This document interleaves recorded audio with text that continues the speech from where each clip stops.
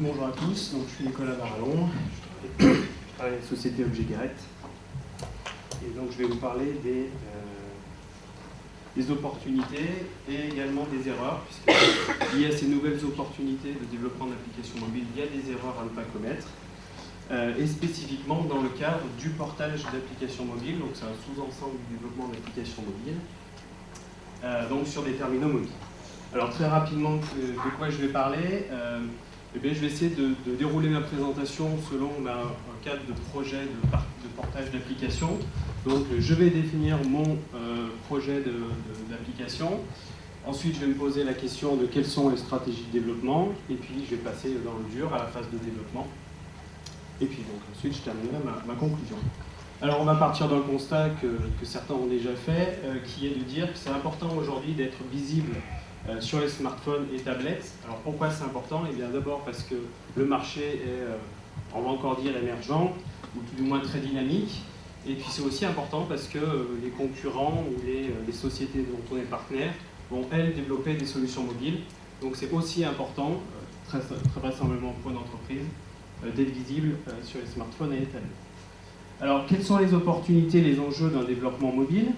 Eh bien, les opportunités, ça peut être d'abord d'étendre un business existant. J'ai une application web, un service web existant. Je vais étendre ce service en proposant peut-être de nouvelles fonctionnalités. Je vais étendre mon business grâce à mon portage d'applications sur terminaux mobiles.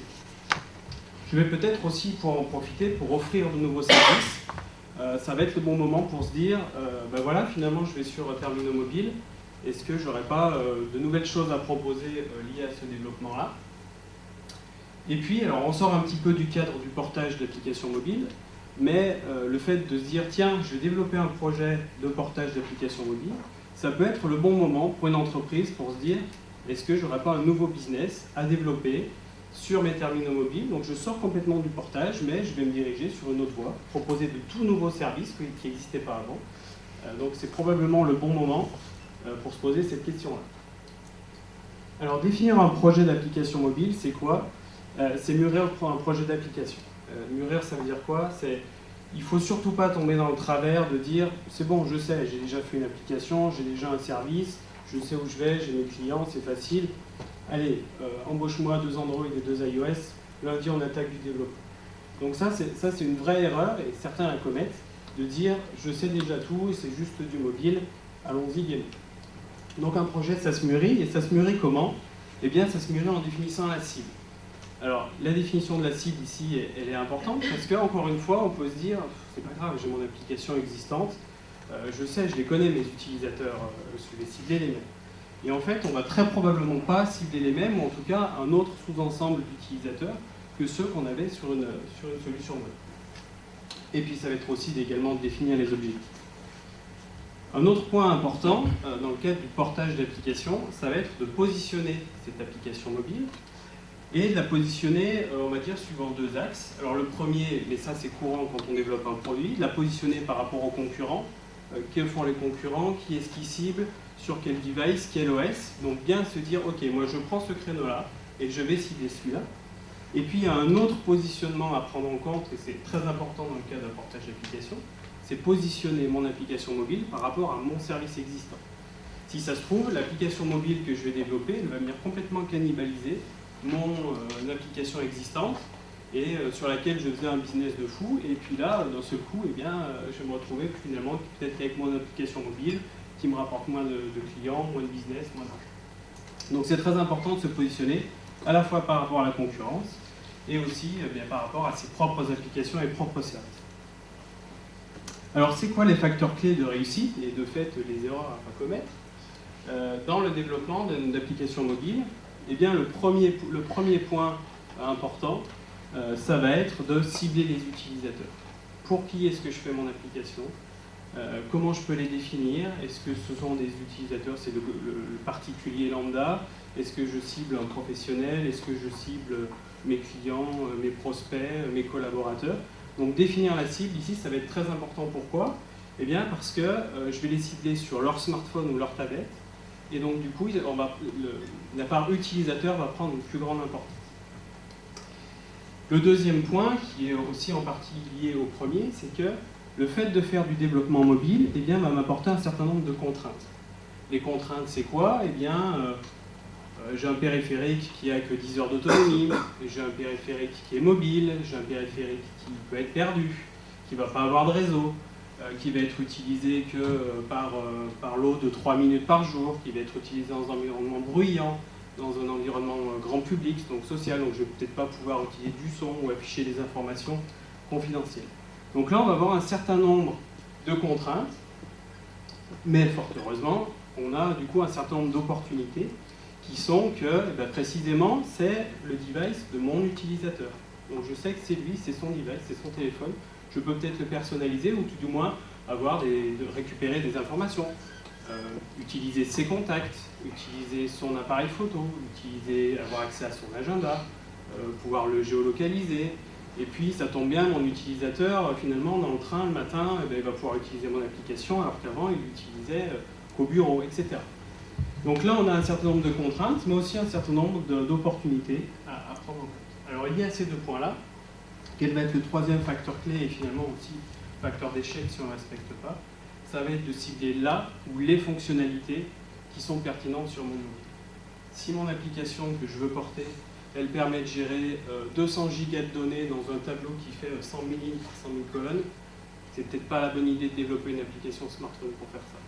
Par contre, c'est peut-être pertinent que je développe la fonctionnalité, le tout petit bout de fonctionnalité là, qui va lui être très utile en situation mobile. Il ne s'agit évidemment pas de porter l'intégralité de mon SI ou de mon application existante sur smartphone. Ça ne fait pas de sens. Et d'abord, ce serait techniquement très compliqué. Et en plus, ça ne fait pas de sens parce que l'utilisateur, ce n'est pas ça qu'il veut quand il va utiliser une application smartphone ou tablette. Il va vouloir les fonctionnalités qui seront pertinentes en situation mobile. Alors une fois qu'on aura fait cette phase-là et se poser d'autres questions que je ne vais pas aborder aujourd'hui, on va savoir à peu près qu'est-ce que je veux faire, pour qui je veux le faire, et il reste le comment. Alors le comment, il a déjà été abordé, comment je le développe, et pour savoir comment je vais le développer, eh bien il faut se poser la question, entre autres, de diversité géographique.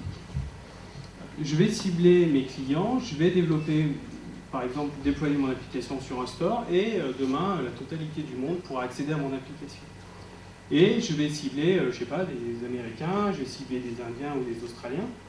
Et ces gens-là, ils ne vont pas forcément avoir les mêmes habitudes, les mêmes devices et les mêmes habitudes et les mêmes devices. Alors ici, j'ai repris les chiffres qui en soi ne sont pas importants pour leur valeur, mais qui font l'étude du marché sur fin décembre, début 2013, et qui montrent la répartition des OS mobiles dans le monde.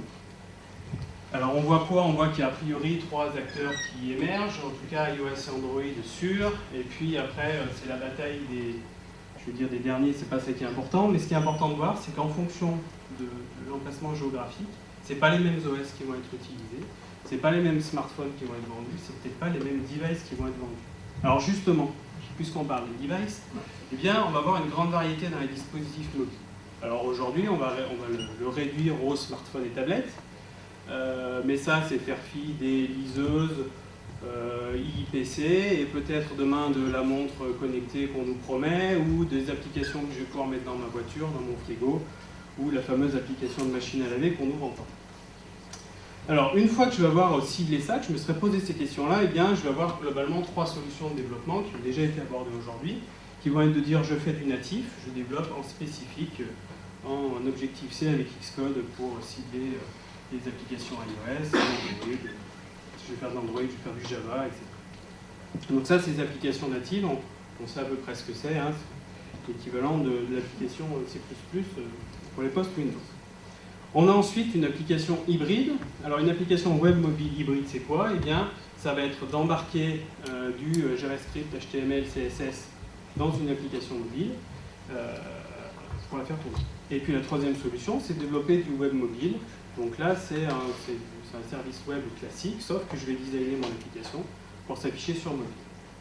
Alors je reviens très rapidement sur la partie hybride parce que c'est généralement celle qui est le moins connue.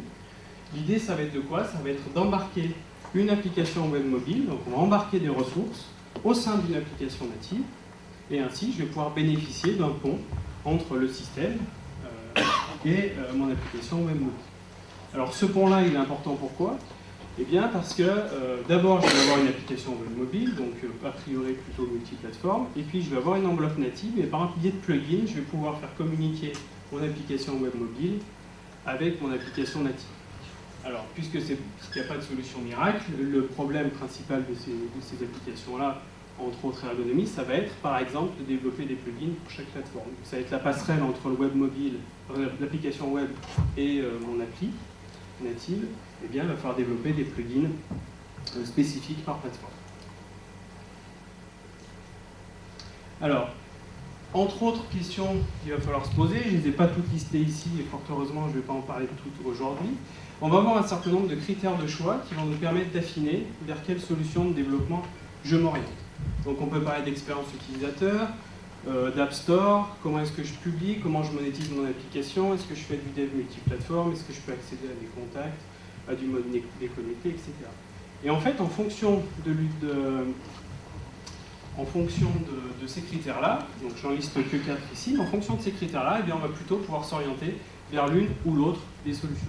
Donc par exemple, si je dis ce qui est super important dans mon application, c'est l'expérience utilisateur, eh bien on va plutôt se diriger vers un choix natif.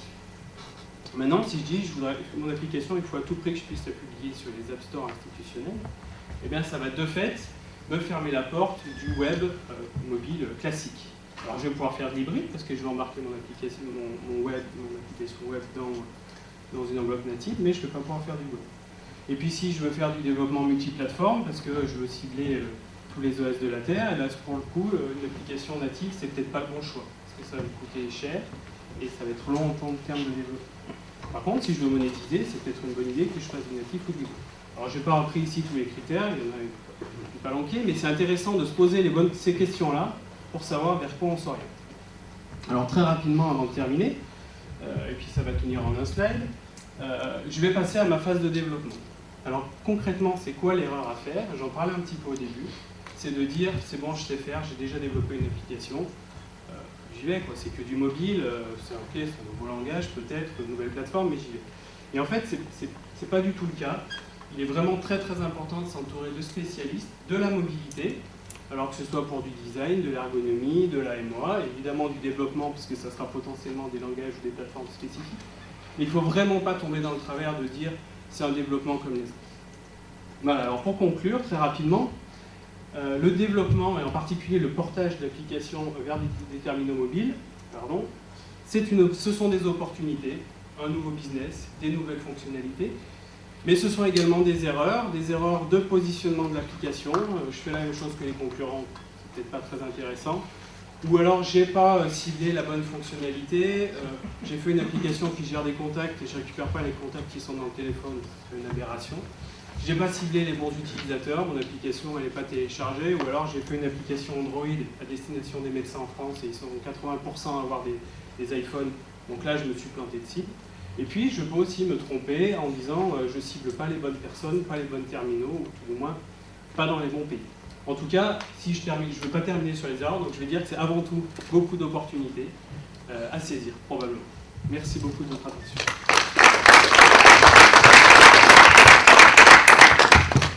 Merci.